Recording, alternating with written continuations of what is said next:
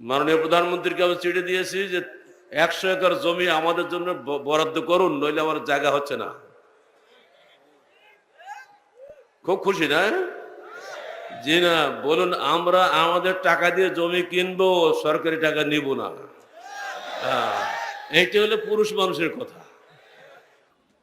31 বছরের ইজতেমার ইতিহাসে এবারেই সর্বপ্রথম উদ্বোধনী অনুষ্ঠানে মানুষের জায়গা দেওয়া যাচ্ছে না, অথচ মহিলা এবারে আমরা বন্ধ করে দিয়েছি, তাই না? সর্বত্র নওদগড়ার সর্বত্র মাইক করে 60টা মাইক দেওয়া হয়েছে, পুরা নওদগড়া কাঁপতেছে এখন মাইকের আওয়াজে। কারণটা কি? এত মাইক আমরা কখনোই দেই নাই, কারণ বুঝতেই পারছিলাম যে এবার লোক বেশি হবে। আমাদের সেক্রেটারি জেনারেল আমাকে কালকে রাতে রিপোর্ট দিয়েছেন যে এত বেশি আমরা আমাদের ঠেকাতে পারবো না। আসলে ঠিক ওর রিপোর্টটাই সঠিক প্রমাণিত হয়েছে না আমাদের সামনে। আল্লাহ পাকের মেহেরবানিতে এটা হচ্ছে, এটা বিশ্বাস করেন তো? মানুষের অন্তরের মধ্যে বিশুদ্ধ দ্বীনের দাওয়াতের দোটনা শুরু হয়ে গেছে, সর্বত্র ঢেউ উঠে যাচ্ছে। কিসের ঢেউ? বাতিলের বিরুদ্ধে হকের ঢেউ, মানুষের তৈরি মতবাদের বিরুদ্ধে আল্লাহ প্রেরিত ওহীর ঢেউ। আমার রসুল একাই দাওয়াত দিয়েছিলেন মক্কার জমিনে, কেউ তার সাথী ছিল না, আল্লাহ তার সঙ্গে ছিলেন। আল্লাহর বান্দারা আস্তে আস্তে আস্তে আস্তে এগিয়ে এসেছিলেন। 23 বছরে তারপরে বিদায় এসেছে। আহলে হাদিস আন্দোলন বাংলাদেশের জমিনে নির্ভীকভাবে ইখলাসের সাথে তাওহীদ ও সহিহ সুন্নাহর দাওয়াত নিয়ে কার্যক্রম শুরু করেছিল আজ থেকে 43 বছর আগে। যদি তখন থেকে ইখলাসের সাথে কাজ না করে যেত এই সংগঠনের লোকেরা, তাহলে আজকে এই বিজয় আপনারা দেখতেন না। শুধু জনগণের উপস্থিতি বিজয়ের লক্ষণ নয়, সর্বত্র যে একটা আলোড়ন সৃষ্টি হচ্ছে, এটাই হলো বিজয়ের লক্ষণ। অনেকে ইচ্ছা করলেও আসতে পারেননি, তারা কিন্তু আমাদের অংশীদার।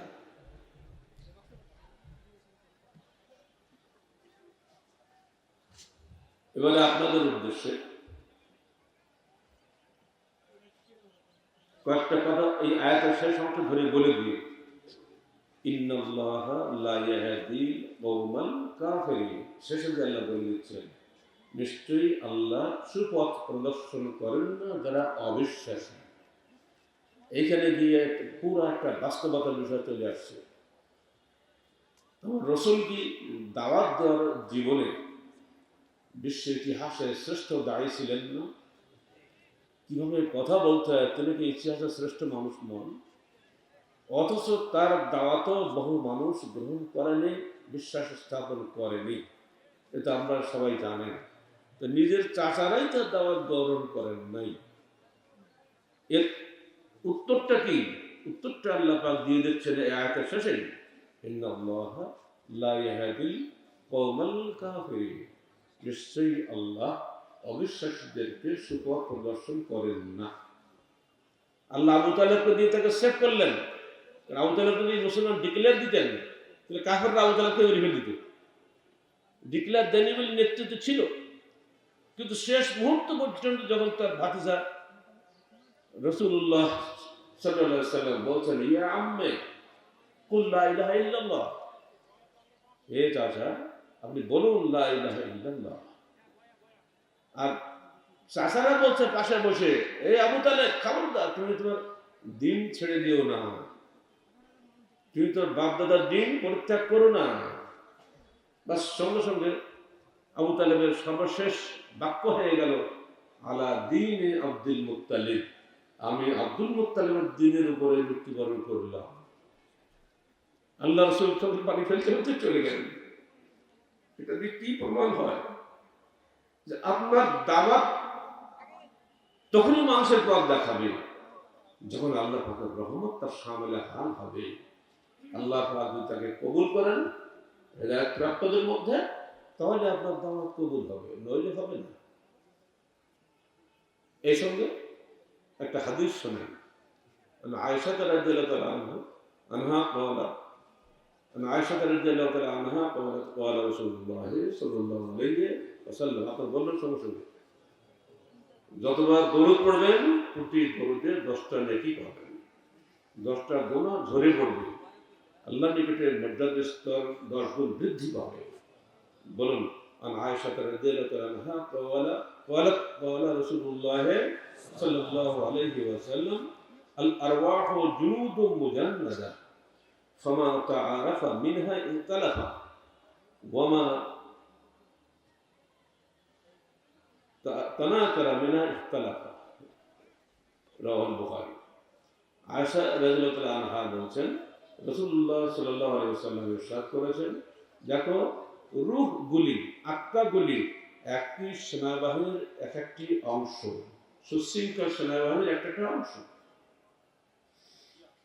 যখন ক্ষমা তাআরাফা মিনহা যখন দুইটা রূহ একত্রিত হয় পরস্পরকে চিনতে পারে যে আমরা অমুক দলভুক্ত রূহ ইতালাফা তাদের মধ্যে মহব্বতের সৃষ্টি হয় আর যখন আমার তানাকারা মিনহা অপছন্দনীয় মনে হয় ইখতালাফা রূহ পৃথক হয়ে যায় থাকে না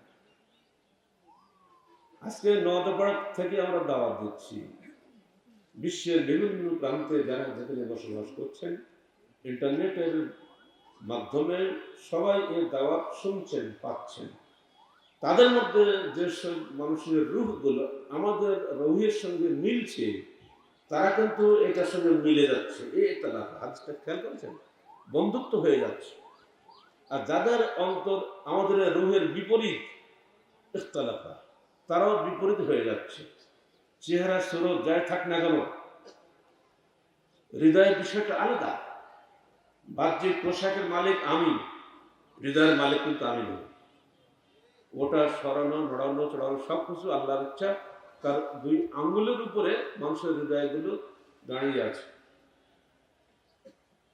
আজকে রাজশাহীর এই দাওয়াত সুদূর বরগুনায় পৌঁছে গেল কেমন করে জীবনে আমরা সেখানে যাই না পটুয়াখালী কেমন করে গেল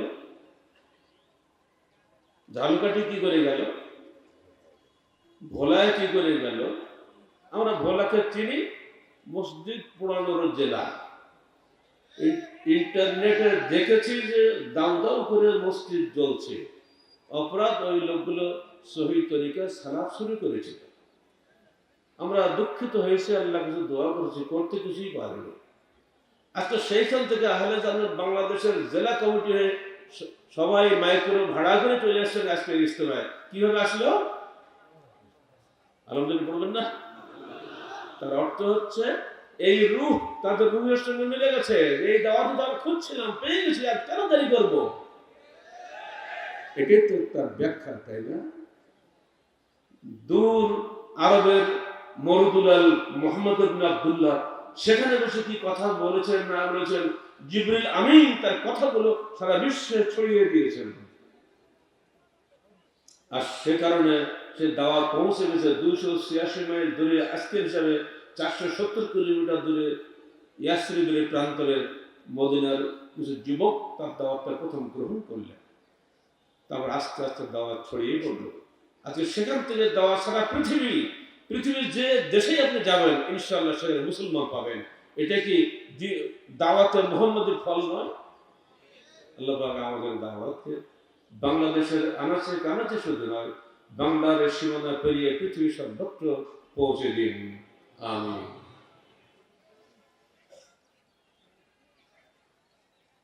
এবার একটা মৌলিক হাদিস আপনার সামনে বলবো যেগুলো থেকেই উপদেশ পাবেন আমার উপদেশ দেওয়ার দরকার নেই যে উপদেশগুলো হাদিসে এসছে এগুলো খেলে আপনার ফলো করবেন ইনশাআল্লাহ ফায়দা পাবেন عن أبي هريرة رضي الله عنه قال قال رسول الله صلى الله عليه وسلم من نفس عن مؤمن كربة من كرب الدنيا نفس الله عنه كربة من كرب يوم القيامة একটা বলি একটা অনুবাদ করি যে ব্যক্তি দুনিয়াবি কোন একটি বিপদ কেউ কারো একটা বিপদ দূর করে দিল আল্লাহ পাক কিয়ামতের দিন তার একটি বিপদ দূর করে দিবেন এই হাদিসটা মানতে রাজি আছেন আমি কিন্তু সিলেট অনুবাদ এত ভাই এখানে বসছেন আপনাদের বিপদ হচ্ছে না বসতে কষ্ট হচ্ছে না সমস্যা তো অনেকই হচ্ছে কার যে কি সমস্যা সব তো বলা যাবে না নিজেরা বুঝতে পারছেন কত সমস্যা কিন্তু আপনি যদি অন্যের কষ্টের শরীক হন যে কষ্ট আমি পাচ্ছি সে কষ্ট উনিও পাচ্ছে অতএব আসুন আমরা আজকে কষ্ট ভাগাভাগি করে নিই আপনি একটু সরে গেলেন, একটু 1 ইঞ্চি সরলেই কিন্তু ওই লোকটা ভালোভাবে বসতে পারে, তাই না? যদি একটু যদি আপনি করে দেন, আল্লাহ তো আর দেখলো আপনি যে সরে একটু বসলেন, মানুষ কিন্তু টের পায়নি। যিনি সরেছেন তিনি টের পেয়েছেন, আর তার পাশের ভাই টের পেয়েছে, কিন্তু দূরে টের পায়নি, সভাপতি টের পায়নি, সেক্রেটারি জেনারেল টের পাবে না। কিন্তু টের পাবেন কে? আল্লাহ সবসময় আপনার সঙ্গে আছেন। আপনার ডাইনে বামে দুজন ফেরেশতা অলওয়েজ আপনার কাজ, আপনার কথা, আপনার সমস্ত আচরণ লিপিবদ্ধ করছেন। আল্লাহ বলছেন, আমি আল্লাহ তোমাদেরকে শুনিয়ে দিচ্ছি, শুনে রাখো, কোন মুমিন যদি আরেক মুমিনের কোনো বিপদ দুনিয়া থেকে কষ্ট দূর করে দেয়, আমি আল্লাহ কিয়ামতের দিন তার একটি কষ্ট দূর করে দেব। আলহামদুলিল্লাহ, বিষয়টি আপনার মনে রাখুন। এরপরে তিনি বলছেন, মান ইয়াসসারা আলা মু'সিরিন ইয়াসসারাল্লাহু আলাইহি ফিদ দুনিয়া ওয়াল আখিরাহ। যে ব্যক্তি কষ্টে নিপীড়িত কোনো ভাইকে তার কষ্ট দূর করে সহজ করে দিল, আমি তাকে শুধু আখিরাতেই নয়, দুনিয়া এবং আখিরাতে উভয় স্থানে তার কষ্টকে আমি সহজ করে দিব। বলুন আলহামদুলিল্লাহ। যতবার আমি বলবো হাদিসটার একটা অংশ, প্রতিবারে আপনি আলহামদুলিল্লাহ বলবেন। করণে নিপালামে বাপরে পা, এটা আলহামদুলিল্লাহ দলের লোক, এখানে শয়তান চলবে না, বুঝছেন? এরপরে আল্লাহ বলছেন, আল্লাহ ফি আউনিল আবদে মা কানাল আবদু ফি আউনি আখিহি। আল্লাহ বান্দার সাহায্যে যতক্ষণ থাকেন, ততক্ষণ বান্দা তার আরেক ভাইয়ের সাহায্যে থাকে। আমরা এখন সবাই ভাই ভাই, বর্ণ গোত্র অঞ্চলে কোনো প্রভেদ নাই। এজন্য আমাদের রক্তদান সংস্থার নাম রেখেছে কি বলতে পারেন? বলতে পারছেন তো নাকি? মঞ্চে বললে হবে না, আপনাদের বলতে হবে। আমাদের রক্তদান সংস্থার নাম কি? বোঝা গেল আলাউন সবার ঘরে ঘরে পৌঁছে গেছে। ওইটা একটু টেস্ট করলাম, আপনারা জানেন কি? আমি বলি তারপর আমি বলবো, তাতে হবে না। আলাউন মাত্র 2017 সালে ইসলামে আমি এখানে দাঁড়িয়ে ঘোষণা দিয়েছিলাম, এই 3 বছরে আলাউনের ঘরে ঘরে পৌঁছে গেছে। এটা কার সাহায্যে হয়েছে? ওই হাদিসটি আল্লাহ বলেন, হাদিসটি বলা শেখেন, আল্লাহ ফি আউনিল আবদে মা কানাল আবদু ফি আউনি আখিহি। এই যে আউন এটা 2-3 বার আসে। আল্লাহ পাক বান্দার সাহায্যে যতক্ষণ থাকেন, ততক্ষণ বান্দা তার ভাইয়ের সাহায্যে থাকে। ভাই বলা হয়েছে, দল বলা হয়নি, খেয়াল করেন। আলাউন রক্তদান সংস্থাকে শুধু আহলেদের দেয়, অন্যদের দেয়। হিন্দু, মুসলমান, বৌদ্ধ, খ্রিস্টান, যা আদমের সন্তান, সবাই আলাউনের রক্ত থেকে উপকৃত হতে পারে। এক ব্যাগ রক্তের দাম স্থান ভেদে 50,000 টাকা পর্যন্ত পাওয়া যায় না। আলাউন সেখানে তার বাড়িতে গিয়ে পৌঁছে দিয়ে আসে, গাড়ির ভাড়াটা পর্যন্ত নেয় না। এর চেয়ে আপনার কত ছেলের চাই এর বিনিময়ে আখেরাত। আল্লাহ পাক বলেছেন, দুনিয়াতেও কিছু দেবো, আখেরাতেও দেবো। দুনিয়া যে আপনারা সবাই পছন্দ করেছেন, এটাই দুনিয়া পাওয়া নয় কি? আবহাওয়াটা বলছেন, আল্লাহ রাসূল আমাকে লোক প্রশংসা করে, তো আমার মনে খুব ভালো লাগে। এটা কি রিয়া না অহংকার হবে নাকি? তো আল্লাহ রাসূল বলছেন, হাযা আযিলা বুশরা লাকুম, তুমি যে আখিরাতে জান্নাত পাবে, দুনিয়াতে নগদ সুসংবাদ। বলো আলহামদুলিল্লাহ। এরপরে আল্লাহ রাসূল বলছেন, দেখো, মান সালাকা তারিকান ইয়ালতামিসু ফীহি ইলমা, যে ব্যক্তি রাস্তা চলল ইলম হাসিল করার উদ্দেশ্যে, পৌঁছানি। বরগুনাতে গাড়ি রওনা দিয়েছে নিঃসন্দেহে একদিন আগে, পৌঁছানি, রাস্তায় মারা গেছে। হাদিসটা খেয়াল করেন। অতঃপর পৌঁছে গিয়েছে, ইসলামের ভাষণ শুনেছে, তারপর তা কিন্তু বলা হচ্ছে না। সালাকা, যে ব্যক্তি রাস্তায় চলা শুরু করল, উদ্দেশ্য ইলম অনুসন্ধানের উদ্দেশ্যে। আল্লাহ রাসূল বলছেন, সাহহালাল্লাহু বিহি তরিকান ইলাল জান্নাহ, এই যে সে যাচ্ছিল আমার পথে, এজন্য আল্লাহ পাক জান্নাতের রাস্তা তার জন্য সহজ করে দিবেন। বলুন আলহামদুলিল্লাহ।